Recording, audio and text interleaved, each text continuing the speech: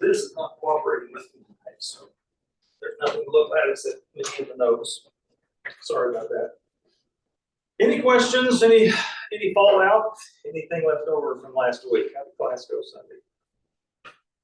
All right.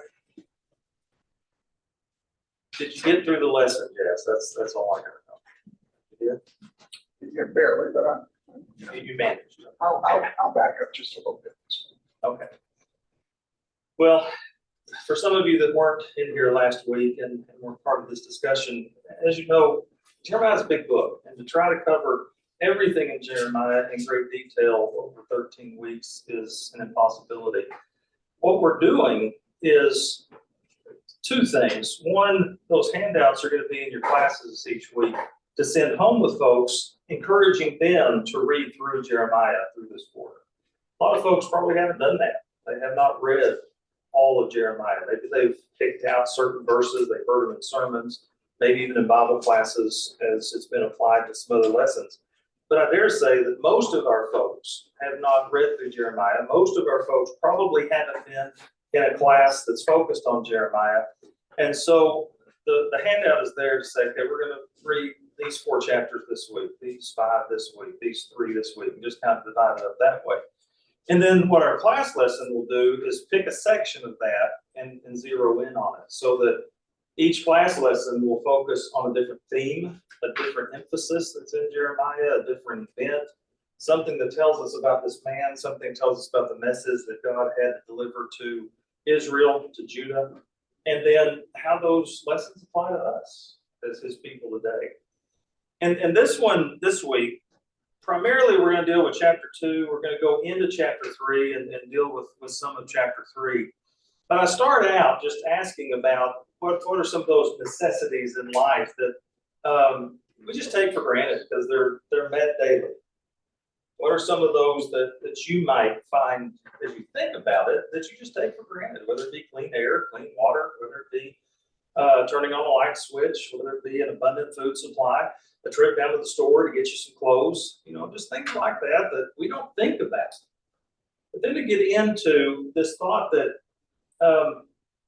not everybody can take clean water for granted. Not everybody can take indoor plumbing for granted. I remember whenever I went over and visited my son in Rwanda, watching the different ones who would, hike for miles to go to a public well that the government had put in place where people could go and fill up their plastic jugs and carry them on a bike. They'd get to their house, which was up on the mountain, and so they'd have to put the bike on their shoulder. They'd have to carry those jugs up the mountain to get to their house. That's their life. That's how they dealt with trying to get water for their family, and they'd have to do that day after day after day. When you look at what Israel had to do, Israel had the same thing. They had to have good sources for water. And I like what I found by Ryan Outland. He says, where there's water, there's life.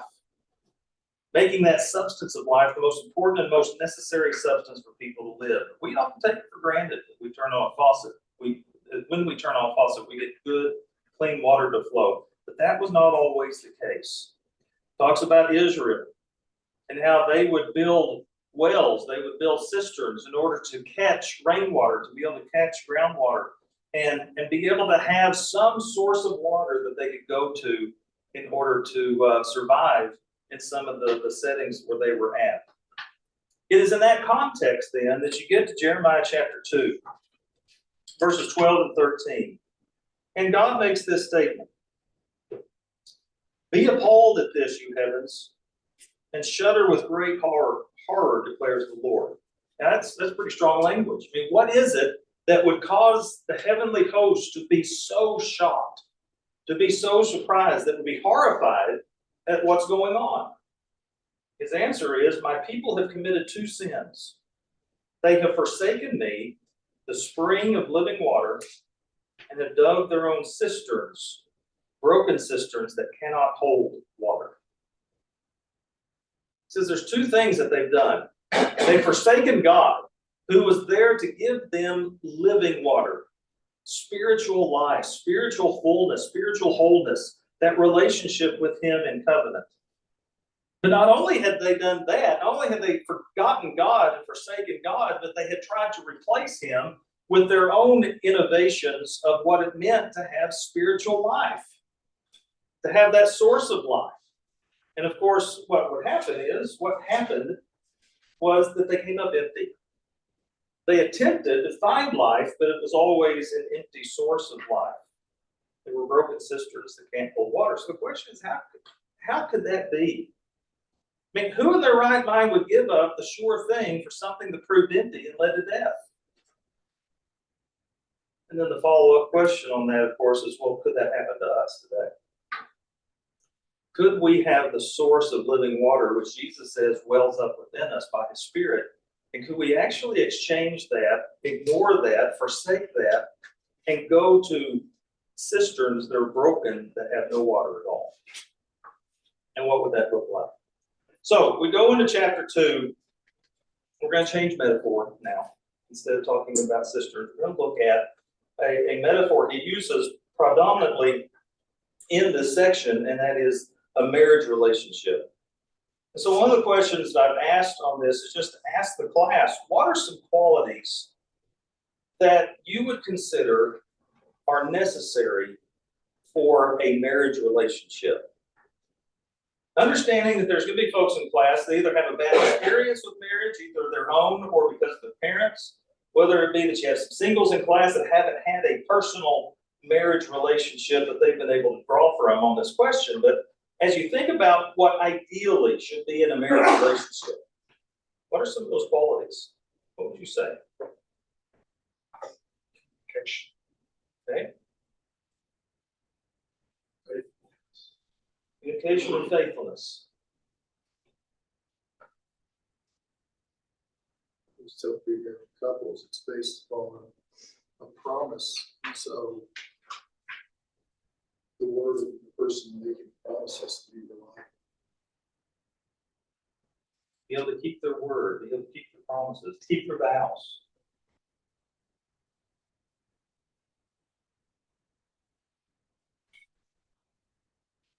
You don't want my answer.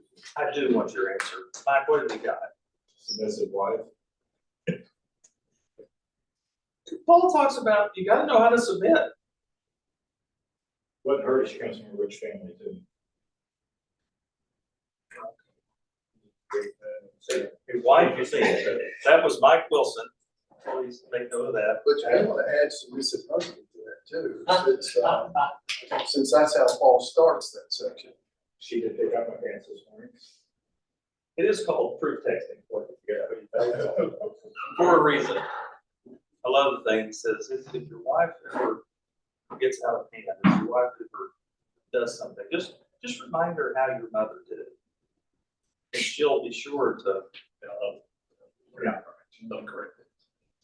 Yeah, there's submission. That's that mutual submission that Paul talks about, being able to submit to one another. We can come up with several others, but it's with that marriage relationship in mind that God uses this metaphor, and he uses, of course, all through Scripture, as he talks about this covenant relationship that he establishes, first with Israel, and then with us as the bride of Christ, and we'll get to that later. How do those qualities apply to this marriage covenant that God had with Israel? So let's start here in chapter 2.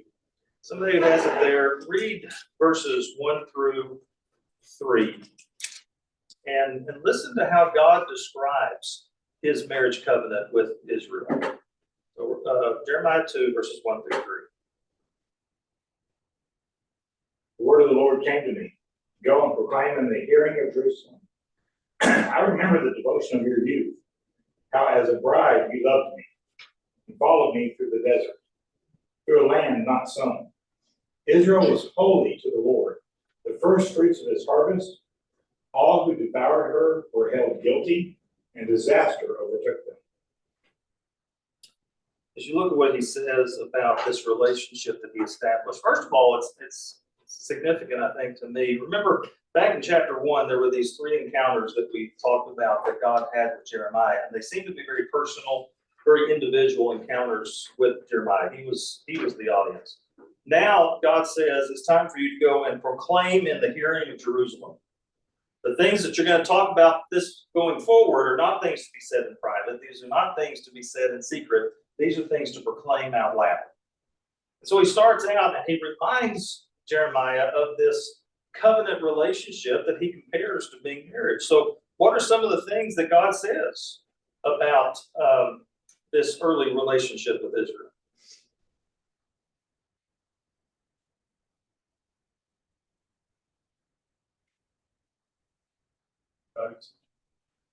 Meaning what? What do you think he's meaning there by devoted? Same thing that Holy Spirit said about the first church in Jerusalem. They devoted one another to the apostles' teaching, to the fellowship, to prayer, to breaking the bread. Yeah, those things where they gave themselves to it, with undivided attention. Coerced. I mean, they wanted to. It was a natural, I don't want to say instinct, but I mean, they wanted to. Worship is a conversation, worship. I think there's an implication of persistence in this worship, persistence in this wanting. That's what devotion suggests. Yeah, it's persistent, it's ongoing, it's something that someone does not get divided attention from, it's something that they focus on. And it can also have along with worship, it's that idea of having an affection for, a desire for. Can't wait for the next time. Yeah. And so here he talks about in their youth, they had this devotion. What else did he say about them?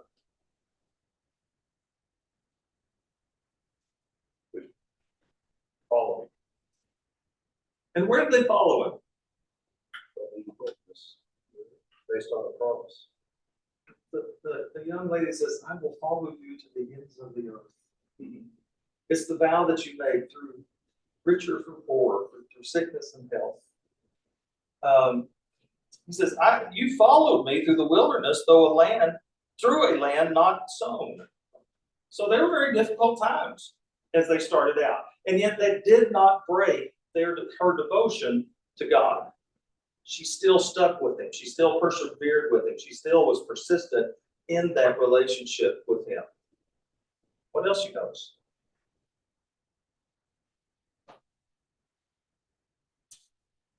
I know it's open book and open note. You can always cheat.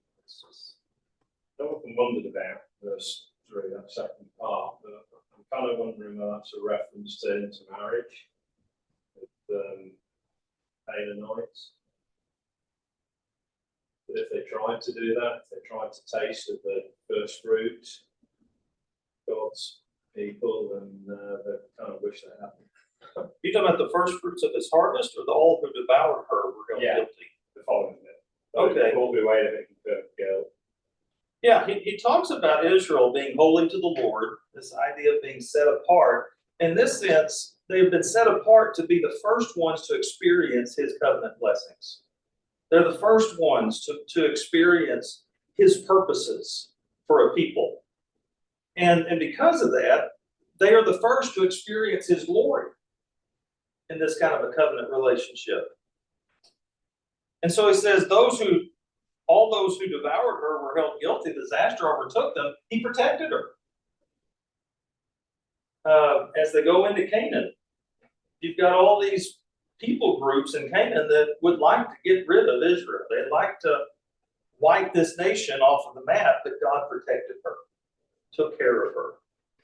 Now, at the end of the lesson, there are some questions that would kind of apply to each one of these, some application questions. You can either do those along the way, which is what I typically do, or you can kind of save them up for the end after you tell all of Israel's story as God tells it here.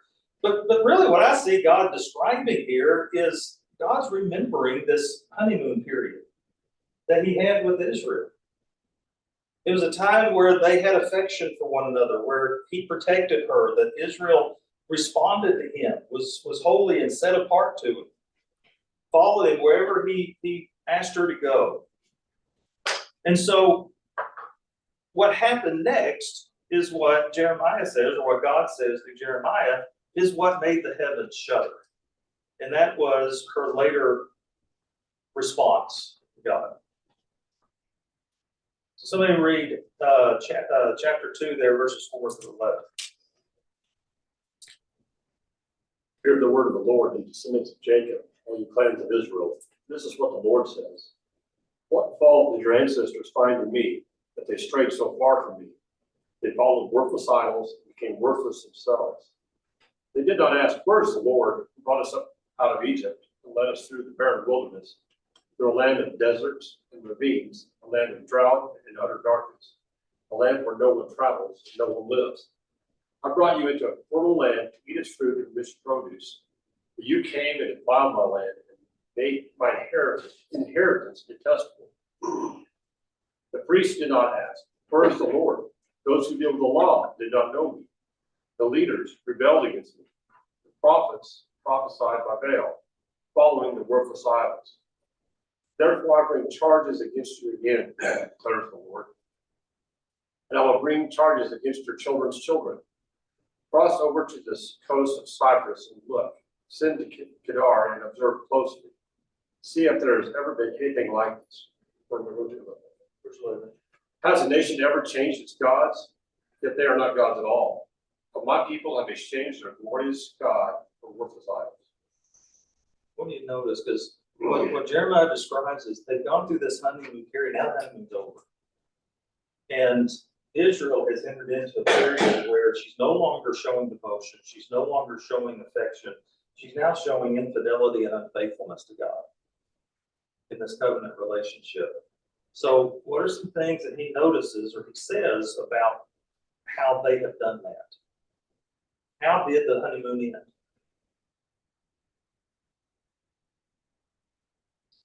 So worthless idols. And we've got two things. One is he describes how it started with leadership. The priests stopped asking, where is the Lord? The leaders stopped asking, where is God? What will God do in this situation? How did the idols factor into that, as you're talking about, Jess? They looked around with them, said, okay, let's see what everybody else is doing. Yeah. Let's follow them. They had one lover who was God, and they started looking around him and saw some others that they looked pretty good to them too. And so they turned away from God in their covenant relationship with him and decided maybe these other lovers out here are worth trying out. Well, it says, the first part of our vision is know God. First part of discipleship is know God. Well, it says, priests didn't know him. You can't give to people what you don't have. Where did they go? They have a place to turn. Couldn't even tell them, go read the Bible for yourself. Yeah. They had to have those that were teaching them and training them in the ways of God.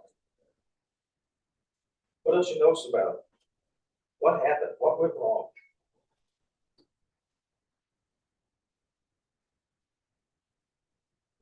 Shepherds. Is what the English Standard uses for rulers. Uh-huh. Shepherds transgressed against me, refused to follow me. They So let them. it wasn't accidental, there was a willfulness attached to it. It was the other two parts of our vision statement. Uh-huh. They refused to know God, which led them down a path where they no longer loved God. And when you don't know him or love him, you can't glorify him. In fact, I'm not quite sure why it's, I understand the priests are the leaders and the ones that should teach the law under the old covenant. But to put the rulers second, kind of interesting, because I wonder whether one colluded with the other side. Right, this is about it. Yeah, 'cause he starts out with priests, then he talks about leaders, or you mentioned shepherds, then he talks about prophets. Yeah. They consulted. Certainly wasn't Jehovah. Do you remember in God's organizational structure. Leaders were always to be submissive to priests because they spoke for God. They were the ones that were supposed to teach God so they would know Him. If priests aren't teaching God, leaders aren't learning and knowing God. Prophets aren't helping out. I'm reading between the lines here, so this doesn't say this, but I'm reading between the lines because of knowing kind of the nature of humanity. The Israelites probably didn't care because life was working for them. These idols, they seem to be working for us. All that mattered was life working for people. And so when we get into situations where we start measuring success in life by worldly measures, it's easy to leave God behind until He brings you to your senses.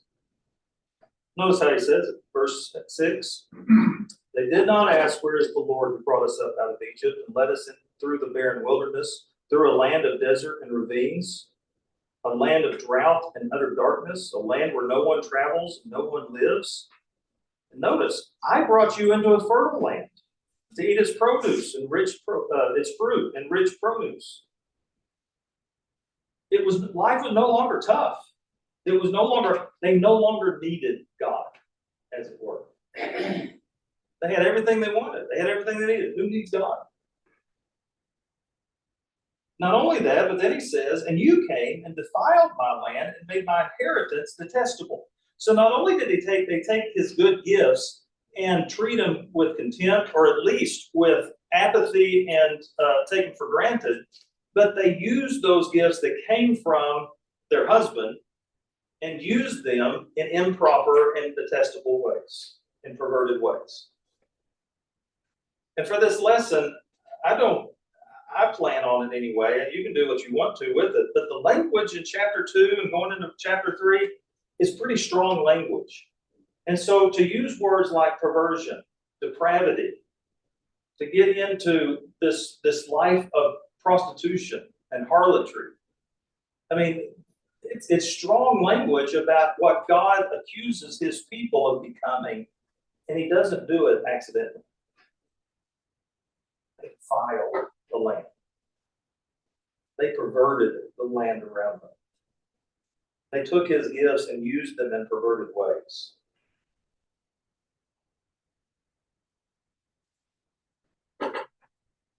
And then, I mean, even to the point, and what do you make of this? Cross over to verse 10. Cross over to the coast of Cyprus and look, send the Qatar and observe closely. See if there's ever been anything like this. Has a nation ever changed its gods?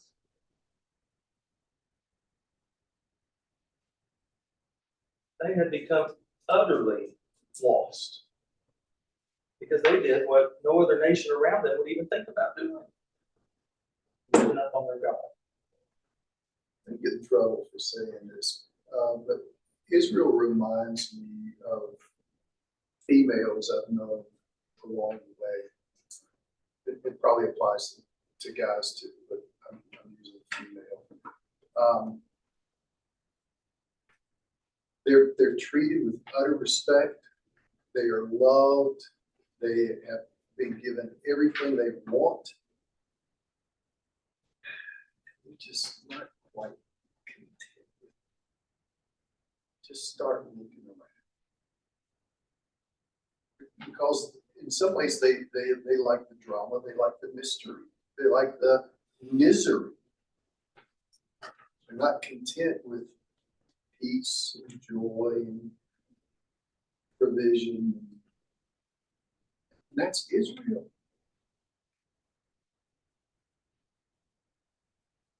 Like a wild monkey accustomed to deserts in the winter, right?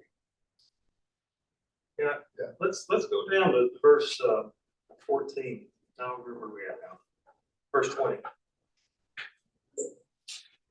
Long ago you broke off your yoke, tore off your bonds. You said, I will not serve you. Indeed, on every high hill and under every spreading tree, you lay down as a prostitute. I had planted you like a choice vine of sound and reliable stock. How then did you turn against me into a corrupt, wild vine? Although you wash yourself with soap and use an abundance of cleansing powder, the stain of your guilt is still before me, declares the Lord. How can you say, I am not defiled, I have not run after the Baals? See how you behaved in the valley? Consider what you've done. You are a swift she-camel running here and there, a wild donkey accustomed to the desert, sniffing the wind in her craving. In her heat, who can restrain her? Any males that pursue her need not tire themselves. At mating time, they will find her. Do not run until your feet are bare and your throat is dry. But you said, it's no use. I love foreign gods, and I must go after them. Can't imagine why they got upset with Jeremiah for saying this. What is God describing?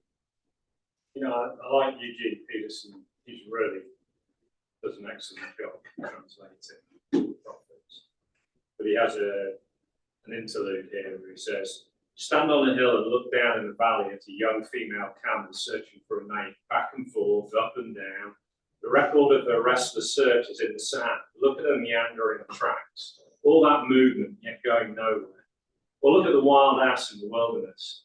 In heat, he sniffs the wind for the scent of a mate, unrestrained and purposeless, except for one thing, the satisfaction of his desire. That is what you look like, preached Jeremiah, dominated by appetite and impulse. Your lives are empty of commitment, meaning, and purpose. You're frantic, rushing here and there, wherever there is the slightest possibility that you might satisfy your urges. But you aren't camels and donkeys in rutting season. You're human beings with a capacity for faithfulness. Isn't it time you started living like it? That gets it to the point. I mean, consider it this way. Here they left the honeymoon, and not only did they go out and have an affair with somebody, Israel went out looking for as many different lovers as she could and allowed herself to be used and exploited in order to find satisfaction in some way. And used with God, remember, God uses the sexual union between a husband and wife to describe his own relationship with his people. Because of that union that is supposed to produce oneness and is supposed to produce a unity in this one person. And what she goes off and does is she just starts giving herself out to whoever will come by. Even to the point she becomes like an animal. Looking for something, looking for someone who will satisfy her. And in the context, it's someone who will satisfy her in her spiritual unawareness of herself. Not that she could be satisfied. I mean, Not that she can't be. it sounds a lot like Hosea. Yeah. I mean, what do you make of the fact that she says to God, verse 23, how can you say, I am not defiled, I have not run after the Baals? Who's she lying to? Later on, he'll talk about Oholibah, sisters. And so he talks about prostitution here. There he says, and I'm not sure which one it applied to, not only were they being prostituted, they actually were paying for their own demise. Which tells you how low they were sinking. That shock God. Yeah, I get the impression she's not only lying to God about this, she's lying to herself. I have done this. I haven't become unfaithful to God. I haven't exploited myself with others. I'm getting ready to go on a camp trip with my nephew, not help. It's interesting that they put the hunting season on either side of the peak of the rut, because they don't do it during the peak of the rut because it's too easy.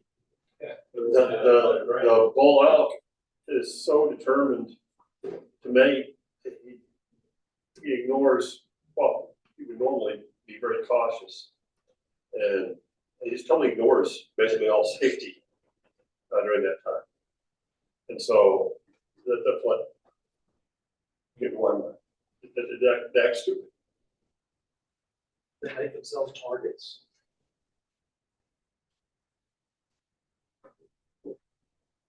And he has one more section here where he describes this. Notice as you go down now to verse 31.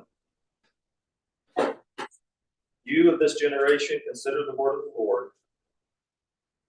Have I been a desert to Israel, or a land of great darkness? Why do my people say, we are free to roam, we will come to you no more? Does a young woman forget her jewelry, a bride her wedding ornaments? Yet my people have forgotten me, days without number. How skilled you are at pursuing love. Even the worst of women can learn from your ways. On your clothes is found the lifeblood of the innocent poor, though you did not catch them breaking in. Yet in spite of this, you say, I am innocent. He's not angry with me, but I will pass judgment on you, because you say, I have not sinned.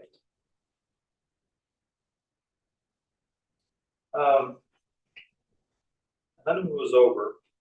The vows have been forgotten. Well, it's almost as if she has forgotten that God had been her groom at all.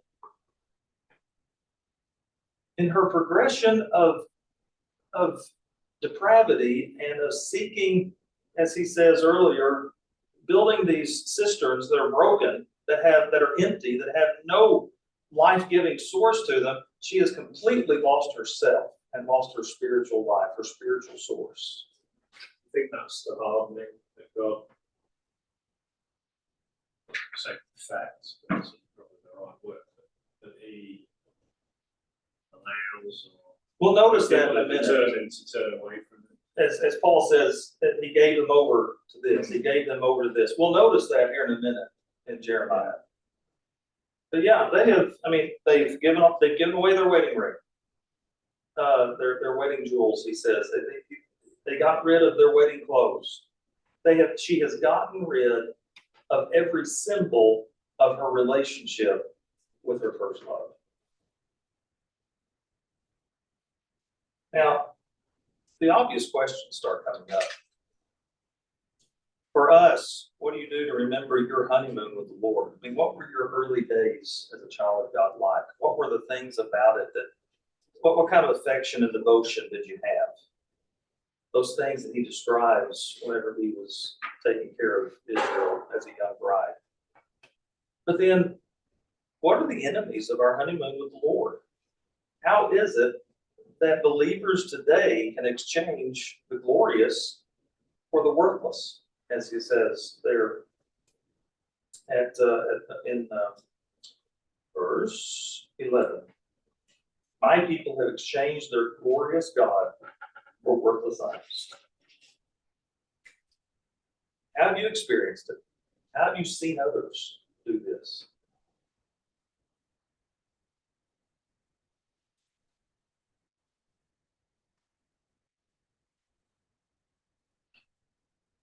It's not mentioned here, but it'll be mentioned later. They have to vilify God at some point.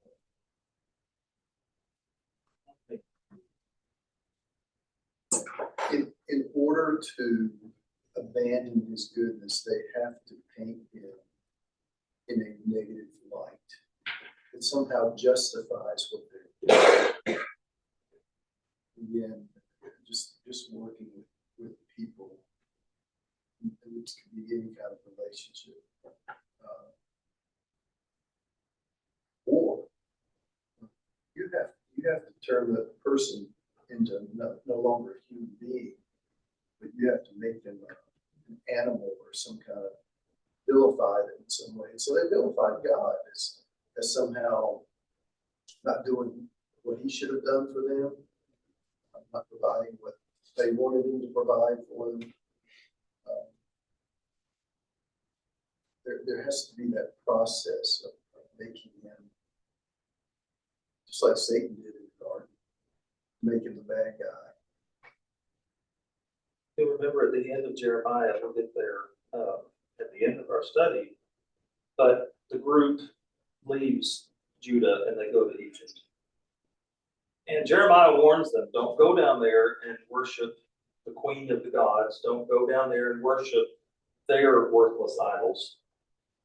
And remember the statement to Jeremiah. Hey, things were going great with us as long as we worship these other gods. Just as soon as the prophets turned us back from that and we started worshiping God, then everything went south for us. So don't tell us that God has his best interests, our best interests in his heart, because things went fine when we were doing it our way. That's the bad guy. And those who are believers can fall into that trap so very easily today. You give yourself to the lies of culture, to the lies of society, to the spirit of the age, as Paul talks about it. That's exactly what they Right. follow the nations around. It's been like that. And those are the two things, by the way, that Jeremiah points out, that God points out. They built these broken cisterns by worshiping the idols, the gods of the peoples around them, and by relying on the powerful pagan nations that were their neighbors. Well, yeah, but one ingredient I think missing there, and that goes back to when they asked for a king. That was a pretty decisive moment, I think, because that's where they made it easy for themselves not to see God as their divine ruler. Because they wanted something like the nations around them, a physical thing to look at. Even though God warns them what that will lead to, they were determined to do it anyway. But what God said to Samuel is, they haven't rejected you, they rejected me as their king. They rejected me as their leader. So this, of course, can be applied in several different directions, whether it be how families relate to one another. You accept the spirit of the age and answers for family life. You accept God's answer. What it means to be parents, what it means to be children, what it means to be in a marriage relationship with one another. We can apply it to how we function and live as a church. Do we seek to make disciples, or do we seek some other goal or some other purpose for ourselves that we gain from whatever other voice in our culture, whether it be a religious voice, whether it be a business voice, whether it be whatever voice our culture wants to throw our way? Are we remaining faithful and devoted to God as our husband? Are we submitting to him? Because the enemies are out there. We can offer ourselves to so many other different lovers.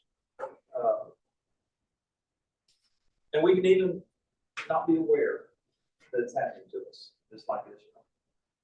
What if there's an element of not wanting to work at a relationship? The good times and the hard times. The hard times, however they manifested themselves, they have an excuse to vilify God. You're not doing what you promised, so we're off stealing. And more often than not, you're not doing it our way. We don't have to do that, do we? God, you haven't lived in my world. You don't understand it. Like, which is like, oh, we were all teenagers once. See, I think Jeremiah gives us some glimpse into what their core problem through this whole time was. Go back and let's look. Verse 5, chapter 2. This is what the Lord says. What fault did your ancestors find in me that they strayed so far from me? They followed worthless idols and became worthless themselves. Peterson says they followed Sir Windbag And became windbags themselves. Yeah. Whatever translation you use, there's that play on words that he uses there. You become just like the idols that you try to worship. Worthless, empty, windbags, whatever it is, you're just as good as they are. He says it again down in verse 11, where he says, my people have exchanged their glorious God for worthless idols. They've exchanged the glorious for the worthless. They've exchanged value for the useless.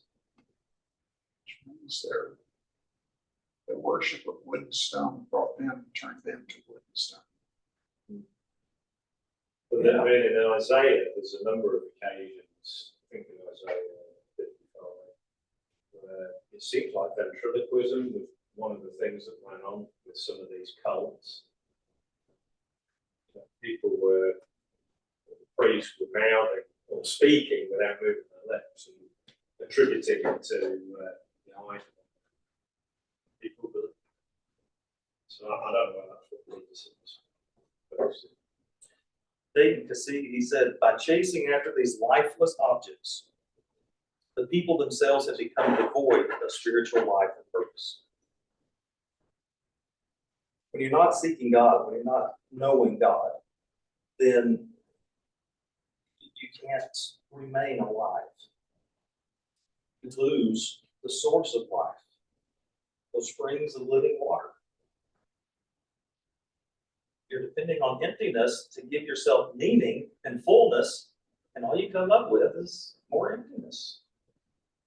You think about Hebrews 12, where he says, don't be sexually immoral like Esau.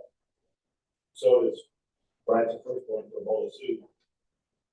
It's interesting how he equates Esau with sexual morality. It's all that. What feels good to me right now? What can give me pleasure? What can I see and feel and experience?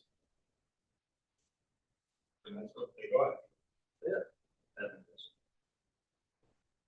Just were you implying the hardness of their hearts by referring to The total lack of life.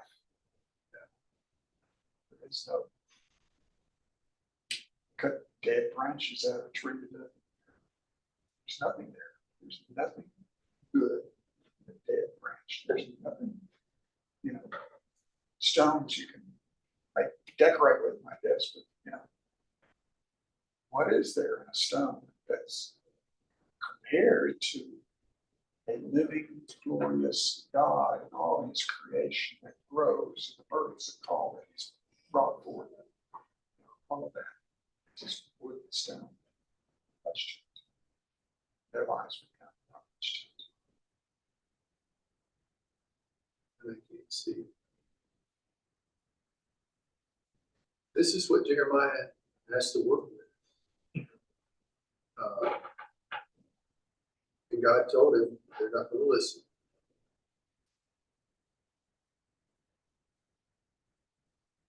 I don't guess that when people get to this point that they will hear anything other than suffering, which is, I think, which is where they are. Look at verse 19.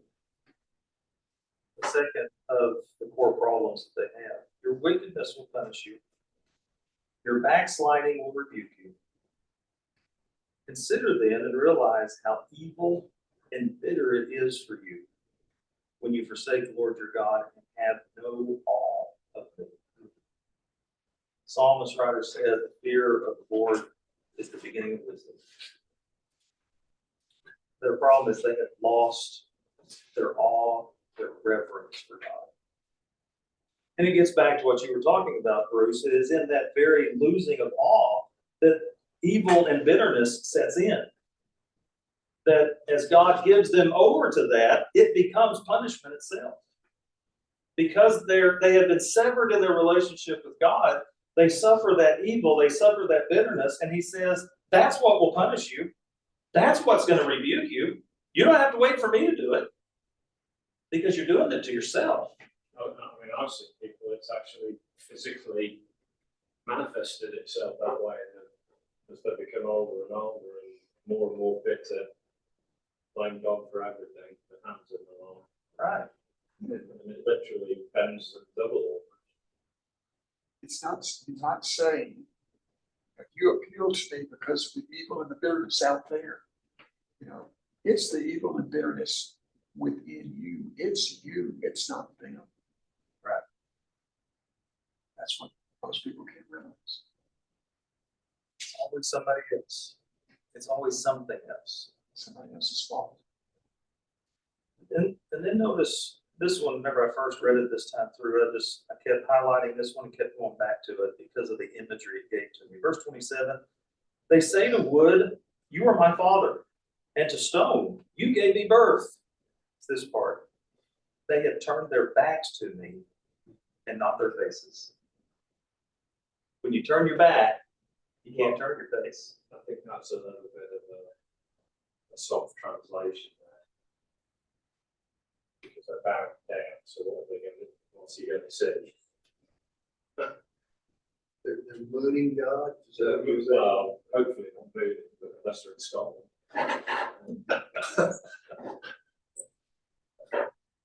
They're not looking to him. And you're right, the biggest problem that they've got is they can't see it. And so I guess as we're applying it in class this week, it's going to be real tempting to think about that person, that family member, that one who no longer comes and attends Green Lawn, that individual who has completely wrecked their life and we feel pity for them or we wish that they would listen. The danger is that we don't listen to it about ourselves. And that we follow the same road that Israel did in seeking other sources for life rather than going to the source for life. What is it? What is this? What does Jeremiah have to say to me and where I'm at? Because Jeremiah's talking to these folks. It goes back what Jesus and some of the language, if not directly, some of it comes from thoughts here. If you got ears to hear, listen. You got eyes to see it. It reminds me of Thessalonians, 1 Thessalonians 4.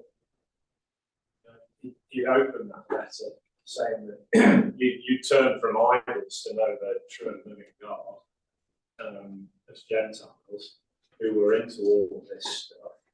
But he gives a very strong admonition in verse 3. He says, for this is the will of God in sanctification, that you abstain from sexual immorality, which I think is the word porneia, that each one of you know how to control or procure his own body in holiness and honor, not in the passion of lust like the Gentiles who do not know God, so that no one might transgress or wrong his brother in this matter, because the Lord is an avenger in all these things, as we told you beforehand and solemnly warned you. But God has not called us for impurity, but holiness. Striking, consider this. This phrase, they turn their backs on it, can be interpreted in ways. One, I don't want you anymore. I'm turning my back on you. One, I'm just ignoring you. I don't even know you're there anymore. I don't even see you. Yeah. It's like what would happen. My folks told me that when I was 2 or 3 years old, and we were going through a crowded place, and somebody wanted to come and pinch my cheek, or wanted to say something about what cute little boy you have. All I had to do, I just closed my eyes because I can't see you. You can't see me. I'm invisible, and it's that imagery is God. You can't see me because I can't see you. Turn my back on you. They try to live this duplicitous life, and God tells them you cannot do that. I will not share you with anybody. I'm guessing that their circumstances, like anyone else's circumstance who drifts away from God, they didn't get up one morning and say, it was a slow, as the Casting Crowns song is, it was a slow fade.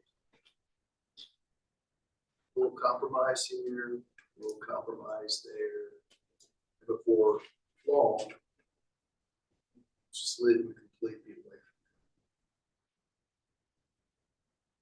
from God. And scripture kind of suggests that this was something that happened over the years to where they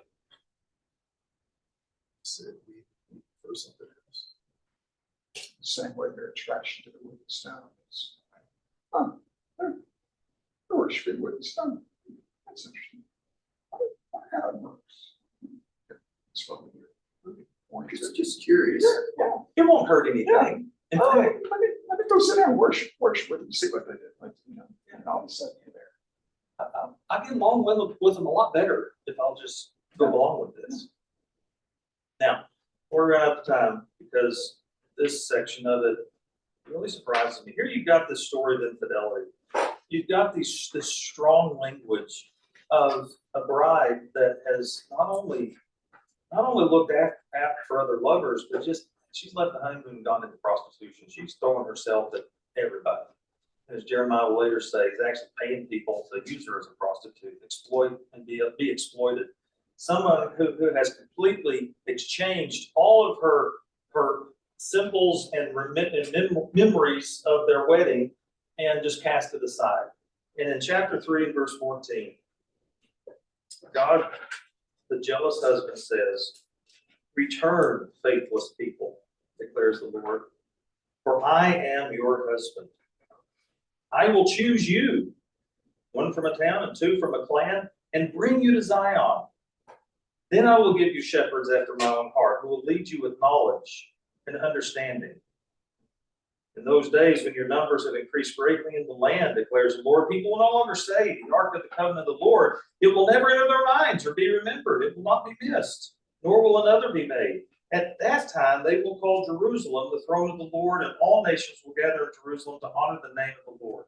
No longer will they follow the stubbornness of their evil hearts." And the question is, how will they get there? How is it that they get to the point where they have come back to the Lord? And Jeremiah gives some clues here. Verse 22, "Return, faithless people. I will cure you of backsliding. Yes, we will come to you, for you are the Lord our God.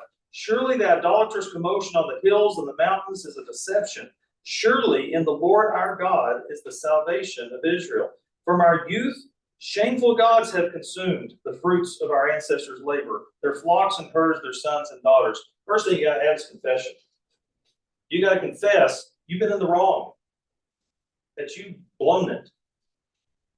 Confess that God has been right the whole time, and I'm the one that's in the wrong.